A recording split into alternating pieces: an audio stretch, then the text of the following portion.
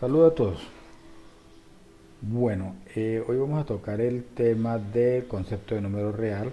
Vamos a ver de qué se trata el conjunto de los números reales. El símbolo es una R con líneas dobles. Pero para hablar de los números reales, primero tenemos que hablar de qué está conformado. Y están conformados inicialmente por los números naturales.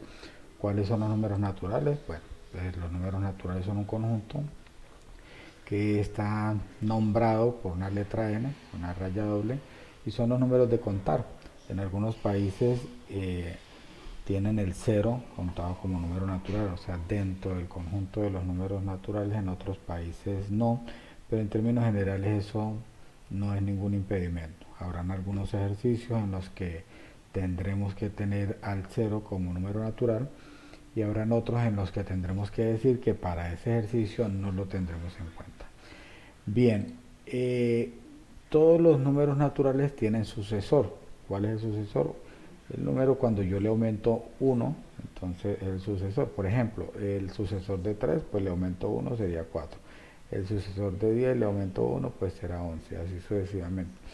Todos los números naturales tienen sucesor, pero hay uno que no tiene antecesor. ¿Cuál es el antecesor?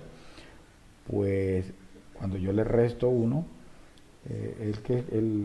digamos, el resultado de esa sustracción, de esa diferencia, es el antecesor. Bueno, pues todos tendrán antecesor, pero el uno no tiene antecesor, pues ya que si le resto uno a uno eso me da cero y pues el cero para nuestro caso no haría parte de los números naturales. Bien, entonces los números enteros, pues en esa misma definición, pues serán los naturales unidos con los negativos de los naturales, menos uno, menos 2, menos 3, y seguidamente en forma indefinida, y le colocamos también el cero dentro de los enteros. Dentro de los números racionales, bueno, esta es la definición formal, son expresiones de la forma A sobre B, de tal manera que tanto A como B son enteros. El denominador no puede ser cero y el máximo común divisor entre el numerador y el denominador es 1, lo que quiere decir que la expresión debe estar simplificada. Es una de las diferencias entre las fracciones que hemos visto en primaria y los números racionales que vemos ahora en la secundaria. Siempre tenemos que expresar o entregar la expresión simplificada al máximo. Bueno, dentro de los números racionales, pues hay pues decimales, ¿no? Recuerden que pues están los enteros y los naturales cuyo decimal es cero, pero hay unos cuyo decimal no es cero.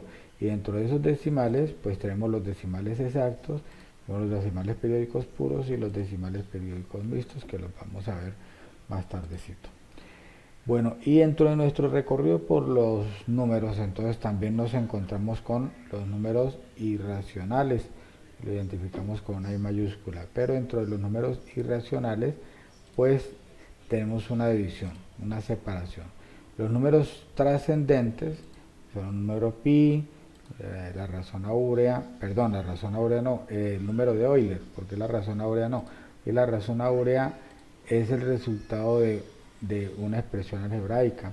Por lo tanto, la razón áurea es una expresión o es un número racional, número irracional algebraico. Es muy difícil demostrar que un número es trascendente, por eso en la matemática vemos con mucho más repetición, mucho más constancia los números algebraicos que los números trascendentes. Bueno, hay cualquier cantidad de números ya conocidos que son algebraicos, pero son muy pocos los que conocemos que son trascendentes. Sabemos que el conjunto es infinito, pero lo que no sabemos es cuáles son esos números, porque digamos que demostrar que un número es trascendente es muy complicado. Bueno, y de todas maneras, tanto los naturales, los enteros racionales y los irracionales, con sus divisiones, hacen parte de un conjunto que se llama los reales. ¿Qué quiere decir eso? Que los reales son un conjunto compacto, es decir, no hay huecos entre un número y otro.